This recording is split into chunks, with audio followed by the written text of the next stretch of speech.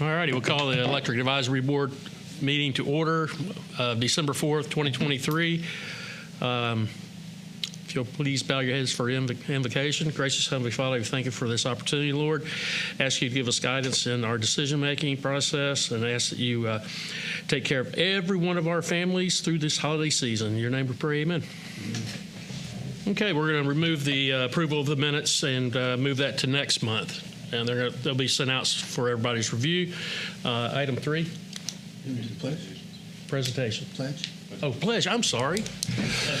Well, I skipped that one. Pledge allegiance to the flag of the United States of America and to the republic for which it stands, one nation, under God, indivisible, with liberty and justice for all.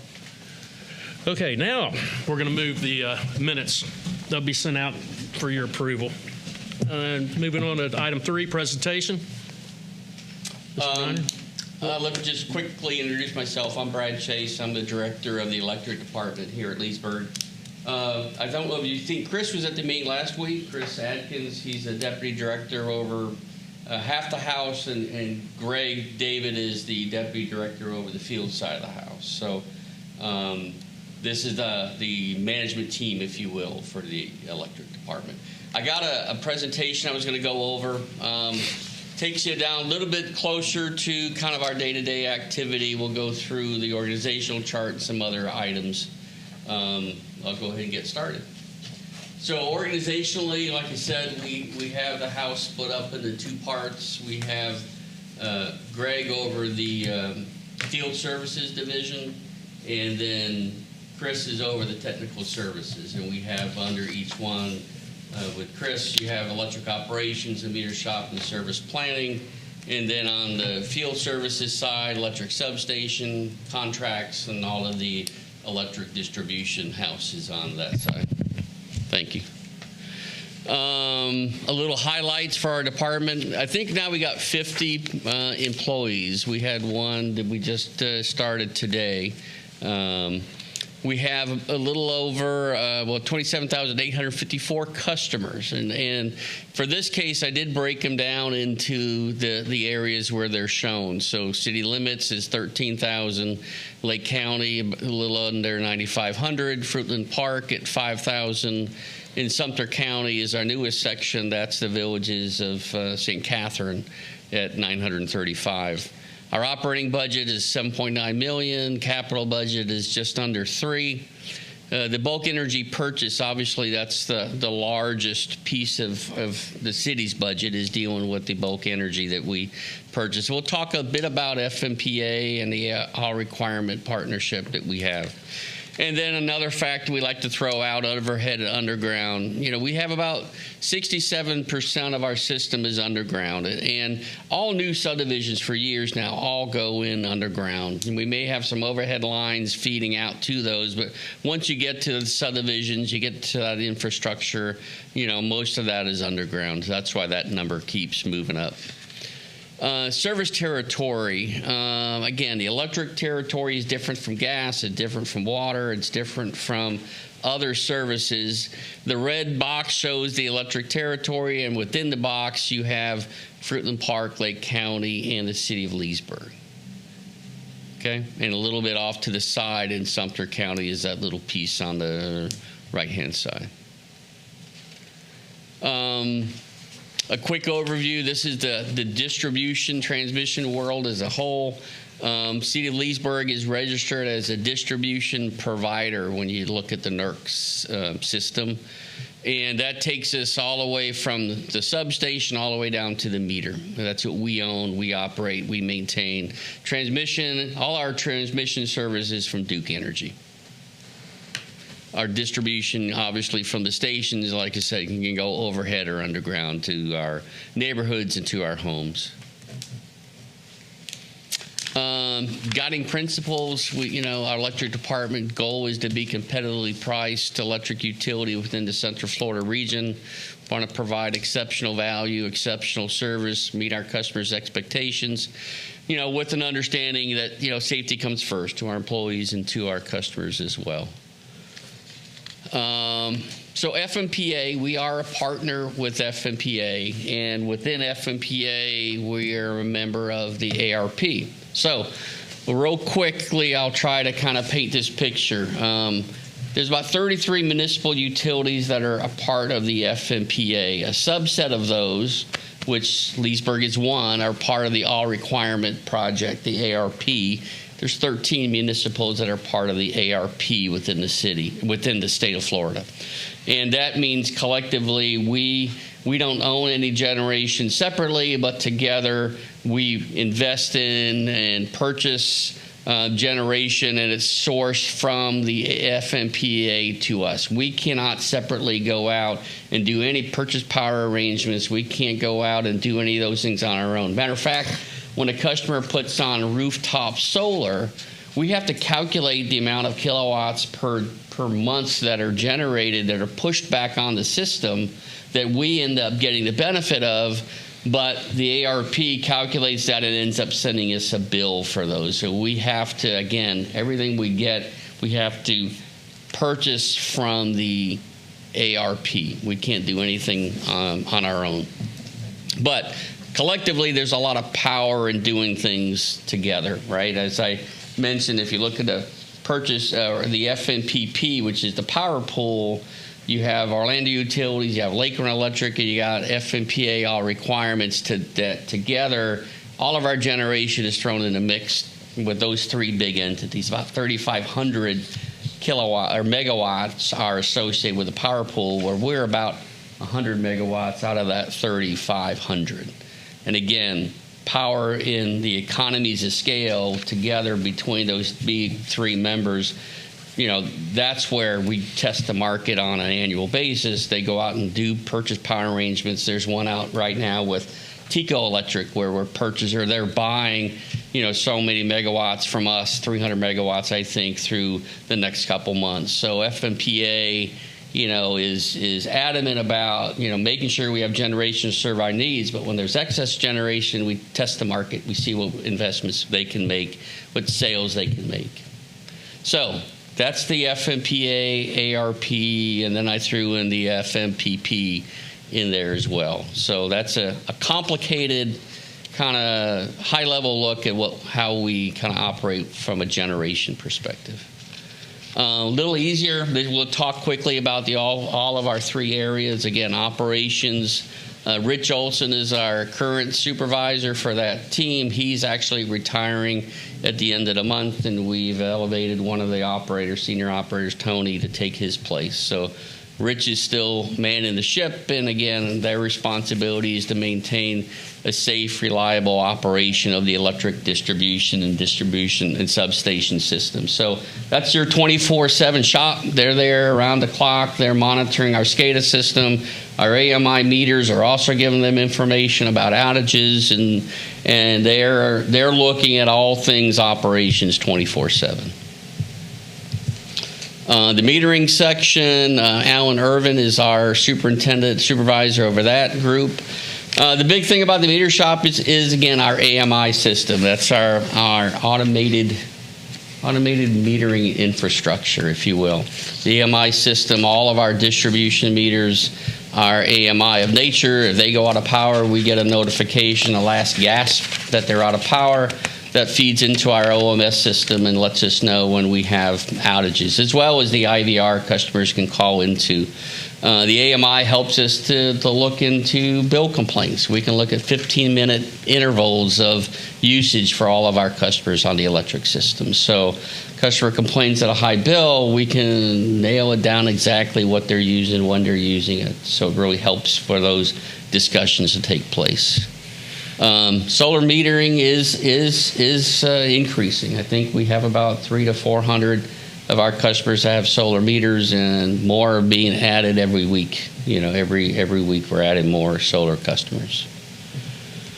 Service planning is our engineering side. Steve Davis oversees that group. Service planning, again, looks at our designs. They look at our infrastructure. They look for upgrades for reconductoring. They look for feeder extensions for new load, new customers. Try to deliver to our customers, a product on time to meet their their needs, right? Again, a lot of our capital work is customer-driven projects, be it on the commercial side, the residential side. We do a lot of conversions from overhead to underground. That's all part of that. Managing our infrastructure, looking at, we call them Osmos, but we use a vendor called Osmos to do pole inspections. We have an 8-year cycle that we look at all of our wood distribution poles. And so from time to time, poles get marked as need for replacement, so we kind of try to factor in these replacement poles as part of our jobs as well. Substation maintenance. So again, we have 5 substations on our system today serving our 28,000 customers. We have substations on our north sub on 468, Pixiola substation over there off Pixiola and 27. Our airport sub, our east sub is kind of near Catrali. Am I missing any of that? All of them. Center Street with the big murals on it. So we're looking at a 5th substation. So we purchased some property. It's over there off State Road 44, this side of Pembroke, kind of where you talked about that growth going across the street. So we have some substation property acquired, and then we're looking at the right time for all that. So again, our substation group is a small group, just kind of like our metering group. There's only 4 to 5 people in the metering group. Substation the same way. But they do everything, large utilities do. We maintain our equipment. We have inspection cycles. We have relay inspection cycles that meet our NERC criteria. So all that is kind of wrapped into their day-to-day activity. Some of the projects they're working on are replacements some of our older infrastructure. We still got, equipment out there that's 40 years old that reached its end of life, and we're scheduling those for replacement. On the substation side, you gotta get ahead of the curve. You can't let those items fail before you replace them. Distribution's a little different story. Contract administration. So our big contracts that we have are our tree contract. So we spend about $700,000 a year on tree maintenance, and most of that is our trimming, maintaining a clearance for our overhead lines. And they also trim for new capital work as well. And we have an underground insulation crew. That's our Team Fishel. Earlier this year, we renewed the RFP, and Team Fishel won that project, so they're working for us now, doing our underground work. So they do our conduit, our manholes, or our pull boxes.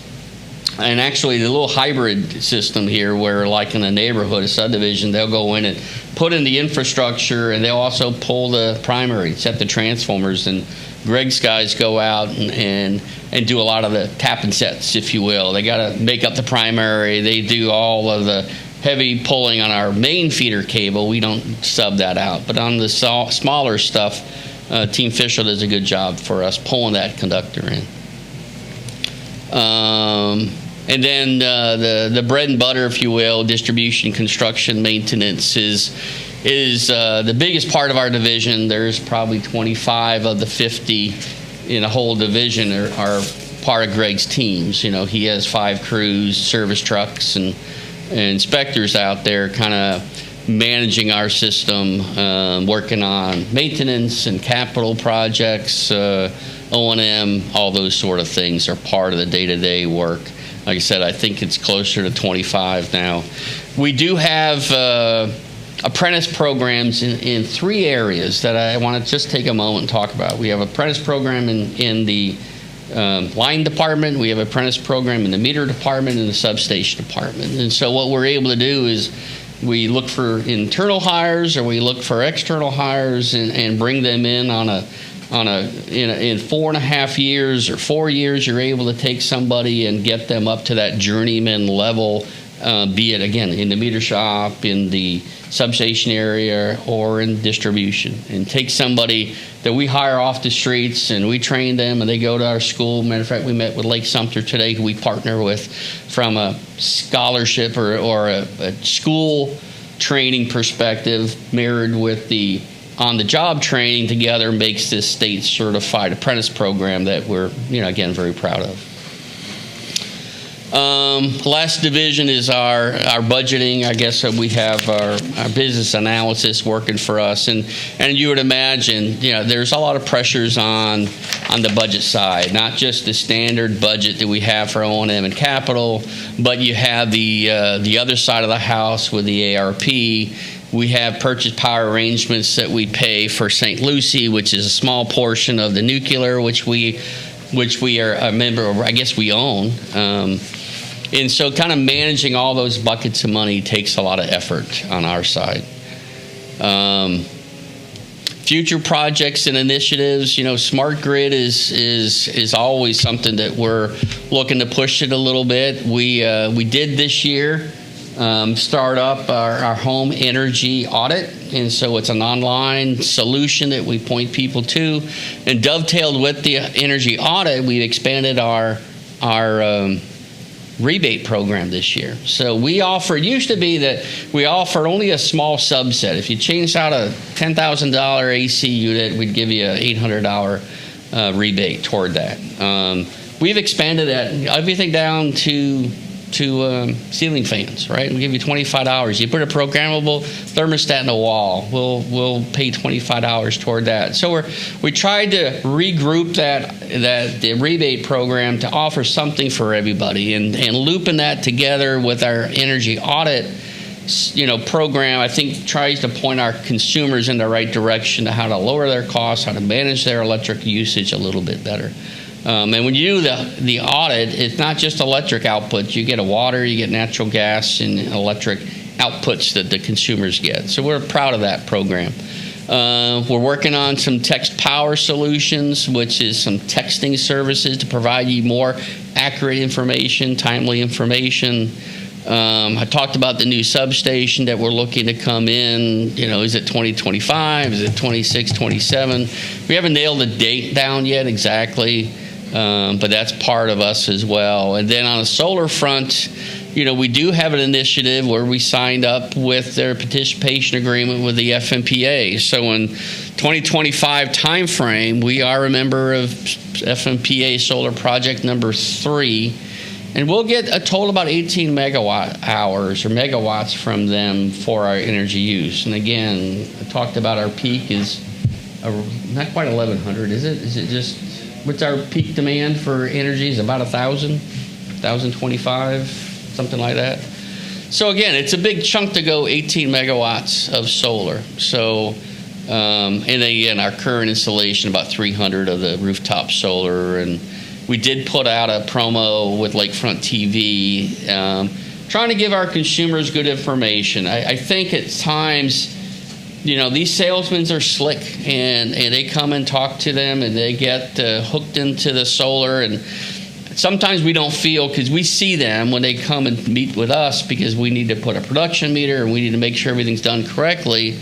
And sometimes it's kind of a sad discussion, because they're expecting a little bit more out of what they're getting from their solar array. And we're the ones that end up breaking the truth. So again, working with Lakefront, the video we put out just enforces them to get more than one estimate, do your homework, do your research, call us, ask questions, and we'll help you make those decisions on solar. Again, from a utility scale solar, we should see, knock on wood, we hope to see a cost reduction when solar goes in, from our requirements to get the bulk energy to serve our customers' needs.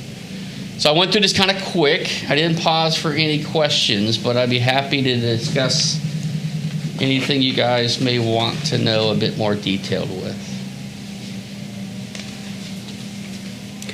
I have no questions. Mark? Works. Thank you. You talked about the purchase power benefits of being part of FMPA. Yeah. Do those benefits translate into other areas of purchase, whether it's trucks, materials? Is there additional buying power? That's a great question. So FMPA does a number of things. They have a whole services department at FMPA, and where we do often is, we try not to use the piggyback terminology, especially FEMA hates it when they look at reimbursement requests. However, FMPA does a lot of RFP solicitation for services, and they identify these vendors, and we're able to work with them without having to go through our own RFP process. So, for instance, Lewis Tree, who we renegotiated with them, they were approved through the FMPA solicitation process, so we got to utilize them without having to do an RFP. And again, it takes time, it costs money for the city to do some of those arrangements. We're talking about some grant stuff on the electric side, and one of the vendors we're dealing with to help us look at the AMI product is they have a master service agreement with FMPA. So again, our purchasing group can work through that without having for us to do a whole release for solicitation for those sort of things. And we look at Osmos is another example where we can pull from. And so, also from the municipal environment, we just renegotiated a contract for our MOT, method of transportation, mode of transportation. Maintenance of traffic. Thanks. It's utilized when we need a lane closure, right? And we're working with putting up new distribution, and we need some rerouting of traffic, so our guys are working to save. Well, Lakeland did an RFP solicitation, right? Won that agreement, and so we can piggyback on that agreement without having the city of Leesburg to spend a lot of time and money doing RFP for maintenance of traffic. So. Yes, we utilize the service side. That's who Mike represents. Mike was here last week, Mike McCleary. Mm-hmm. And so Mike oversees the service side center. So, yeah, we do a lot of things with FMPA. I don't know if this is the time or the place for the conversation about solar. I mean, obviously, Mount Dora is getting a lot of publicity right now about their solar program. Is that something we're going to dig deeper into a little later on? Because they make it seem like it's an awesome opportunity, and the comment was sometimes it's not all that it's cracked up to be. Well, I'm just kind of curious. So Mount Dora was able to do, because they are not an they're not an ARP member, right? They can do whatever they want to do, and they went out and they got a developer to build 2 1-megawatt solar farms, and they're up and running and producing. Steve Langley's also, he's the electric director for Mount Dora. He's looking at letting customers buy into that program and participate and have their energy sourced from that panel, right, without having to put it on their roof, so they can participate from that fashion.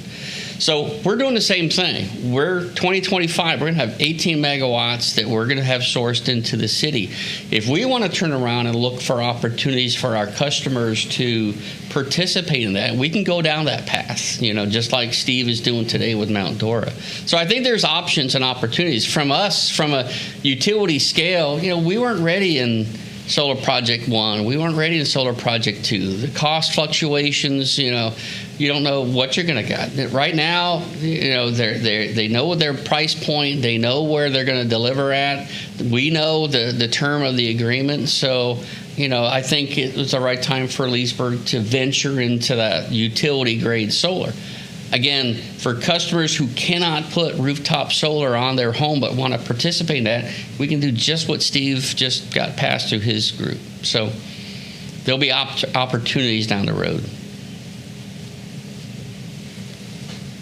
You have a question? Were you going to add to that? I did. I think everything Brad said is correct. I think solar in the industry gets a lot more talk than actually what it provides. I think utilities like to talk about their solar initiatives because it's green, because it's new, because people like to hear about it. And we don't talk a lot about the industry or the negative sides of solar. I don't know if we touched on this last time, but Jacob Williams, the GM for FMPM, will tell you, we're the Sunshine State, but in Florida, solar can actually only produce about, what's the number, 20%, 25% of the time. So I frankly think that solar is problematic because at the end of the day, we're headed down a direction that's kind of getting pushed towards utilities to go solar. But I think everybody who's in the solar in the industry knows that solar is not the long-term answer because we don't produce solar panels here. We don't have a background in how polluting generation of the wafer is. Remember, solar panels are made in China. When you hear Brad and the other industries talk about numbers like Mount Dora, they're getting 2 megawatts of solar. That's probably less than 1% of their base. Look at our base. We're like 1,100 megawatts, and we're talking about 18 megawatts of solar. So so solar gets a lot of talk. I think solar has its place in the mix. Leesburg didn't enter into the all requirements solar project 1 and solar project 2, maybe not so much because we weren't ready, but because in those time frames, the city commission didn't feel like solar paid off, and actually bringing in solar ARP, all requirements project solar 1 and ARP 2 actually was going to increase our overall costs of power. It wasn't really until Solar Project 3 that we saw a decrease by bringing on that block of 18 megawatts. We actually saw a decrease. Now, let me tell you what the decrease was: 50 grand and 60 million bucks.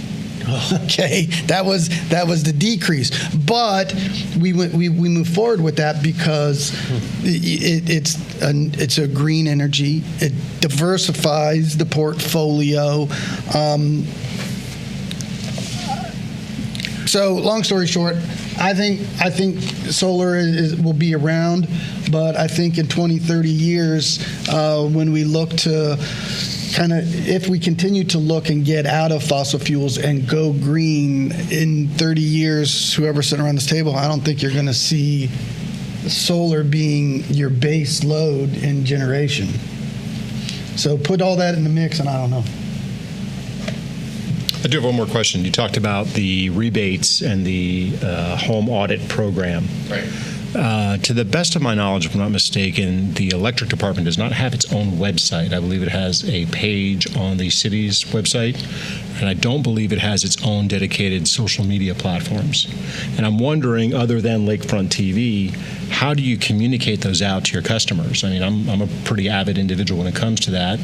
If I'm not mistaken, rebates have kind of ebbed and flowed. Sometimes they were available, sometimes they weren't.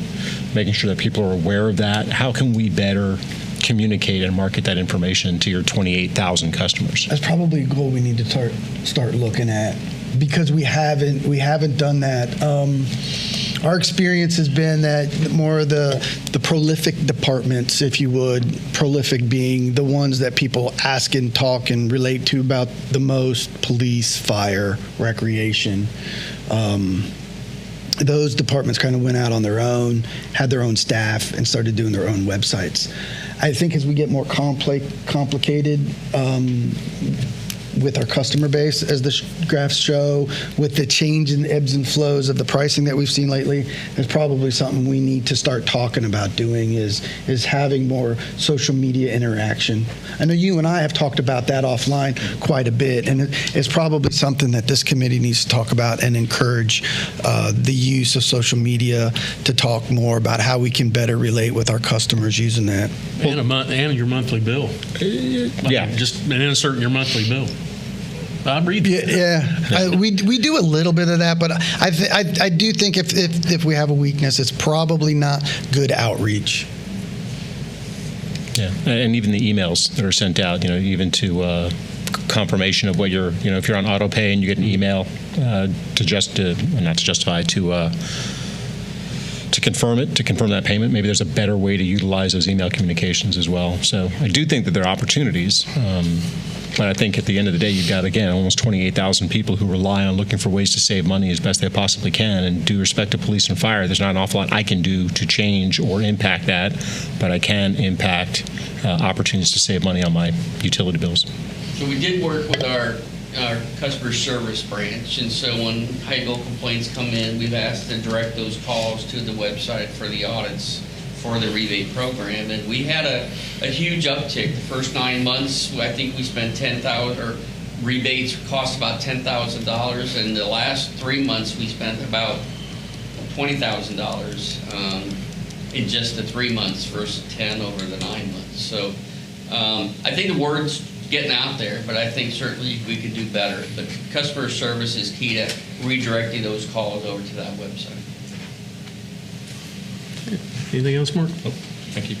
Jack? Yeah, I just had a quick question, just so I understand kind of a little bit better the dynamic. You mentioned something about Duke supplying the transmission. Yes.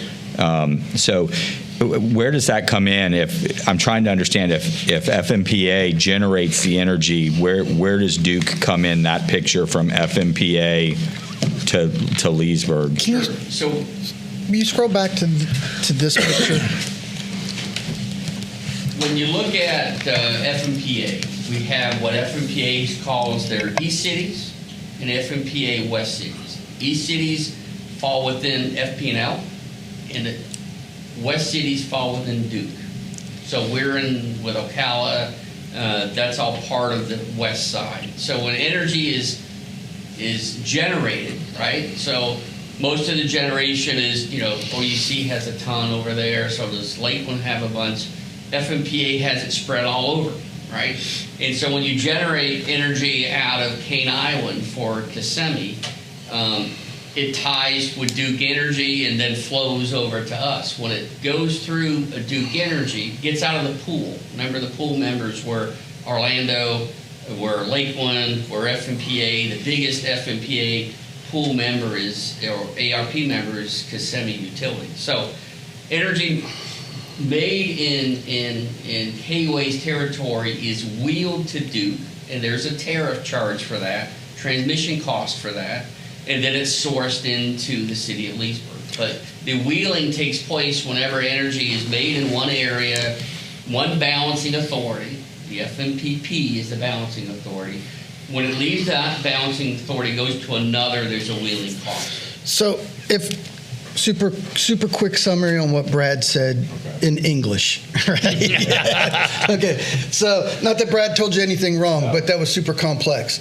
So last meeting, we talked about the stages of getting electric to your home: generation, transmission, distribution into your house. So what this picture doesn't show is the generation. Okay. So here is the generation block. That's where FMPA has what Cane Island 1, Cane Island 2, Stanton 1, Stanton 2, St. Lucie, all requirement project resources. So the turbines spin, they make energy. For us to get the energy from the power plant to us, it's got to get on the highway, the I-95, which is the transmission line. Gotcha.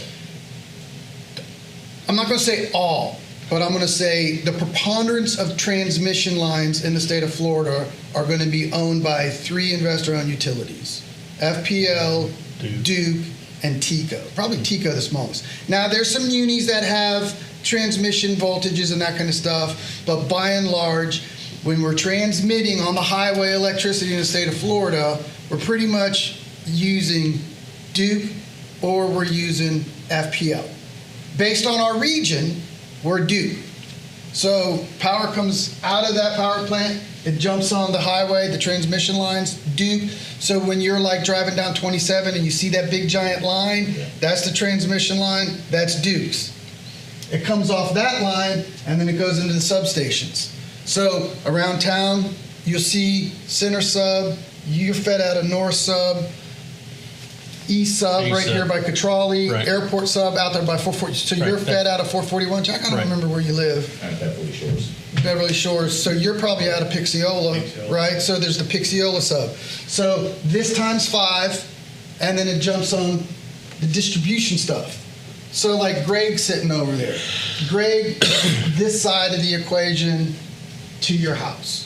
So it goes from the substation to the distribution system, and it might be overhead or underground. Then it hits the next transformer, and then it hops into your box. I think that's where you. That's what I thought it was. I just when I was watching the last meeting, I don't think Duke was mentioned specifically as a transmitter. But that's what I figured. I just wanted to make sure I have that. So Thank you. the Duke has what's called the 69, which is the lowest transmission. That serves pretty much customer load. That's what they connect the cities with. So when we have a substation that's fed from Duke, it's multiple lines. It comes in one direction, leaves another. So if something were to fail on one side, it could be fed from the other side. So in each substation, Duke has meters, and they clock exactly what we pull off of the system, and that's what we're charged. And can keep this in mind, because this is a great picture, because when we start breaking down the budget, you'll see the electric department's about 90 million, round number.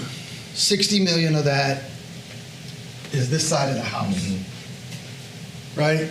Transmission and generation, which is hence all requirements, because even on this side of the equation, you've got generation, you got wheeling, you got standby power, you got the transmission. So those are referred to as requirements. Hence the name all requirement projects. So all the requirements in generation and transmission, this side of the house, are bundled into a bill that the city gets on a monthly basis from FMPA, which we refer to as the power bill. So. Okay, thank you. I appreciate that clarification. So who sets the rates for the highway for Duke and FPL? So those are tariffs, and they go back and they revisit them maybe every 5 years. They have to go to the Public Service Commission to get any changes on the tariff. And we, FMPA, our legal team at FMPA, will participate in those discussions, and will voice opinion, either negative, usually it's a negative opinion, anytime the prices go up. So they're set by tariffs. Okay. So we know each megawatt what is charged to go from our pool, FMPP, through another pool in which either, like Al said, either Duke or FP&L, and then sourced us. So they're all set up in their tariffs. Good. Good information. Anything else, Jack? Al, anything? Yeah, so the first two meetings, the first meeting just kind of breaking down the whole big world, and then tonight's meeting breaking it down into how we manage it here, and it's basically the two sides of the house, and each of them have their three divisions. So when you see Chris over there, he's in the Star Wars world. If you've ever, we need to get you guys out to the electric department. You see the skater room. So Chris is everything to do with monitoring what comes in, what goes out, what's on, what's off, to making sure the metering is critical, to making sure we're measuring what comes in and what goes out so we can bill you correctly, and system design and planning. And then on the other side of the house is Greg, which is all this stuff. Making sure the transformers are working, making sure the distribution lines are up and running, and making sure your lights are on. So managing your lights, keeping your lights on. So I think before we started getting into intricacies of budgets and numbers and rate making, I think those two things we need to talk about. So next meeting I'll start pulling out the budget, and we'll start painting a financial picture of all those things, because we'll be using these vernacular power generation, transmission, distribution, blah, blah, blah. So I thought it was important to at least get that out. Good. Which takes us to next month. I'll have Pam get in touch with you guys again. Mondays, maybe the intermediate Monday or something might work out to be a pretty good one. So we'll try to get it scheduled for first Monday. Next month is first Monday is probably going to be tough. Well, it's New Year's Day. Yeah, because of the holiday, so and then we have our organizational meeting. So the 8th. Is the 8th? When is the 8th going to be a city commission meeting? 8th is going to be back as a city. Is it? It's the organization meeting at 5, the regular meeting at 5:30. Yeah. So next, the 8th, we might need to let it slide to the 15th if we want to stick on Mondays. But Pam will get in touch with everybody, and we'll get it set up. And I should come the first of the year have a little bit more flexibility other than just Monday. we'll get the schedule ironed out, and 15th's a holiday for the city there. Yeah, it's There's a- Martin Luther King. there you go. Well, you might have to move it instead of a Monday, maybe Tuesday or something like that. We'll get it figured out, Okay. or we skip January send a survey and monkey hit out or it something. February. Just from a probably that budget stuff. I want to talk about the budget stuff, kind of break down the FMPA bill for you, and kind of how we do the rate stabilization account, which I think is important. And then from there, we can start talking about system improvements and goals and that kind of stuff.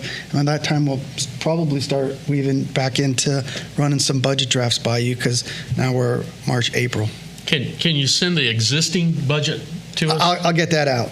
I will. I'll get out. At your least we can start looking at existing the budget. terminologies that you're using and how you're spacing everything out. We'll That would do be a good thing to have. Is the plan that we'll be able to get several months worth of meetings on a calendar as opposed to going month by month? Is that possible, just for It is planning purposes? absolutely possible. Yeah. That'd be great. Every other month or twice a month? I think I'll burn you out if we go twice a month. But we'll get Pam on it. Good. We'll do it. All righty. Roll call. Jack, anything for you? Mark? Al? No, sir. Nothing for me. Motion to adjourn? Motion. Second? Approved.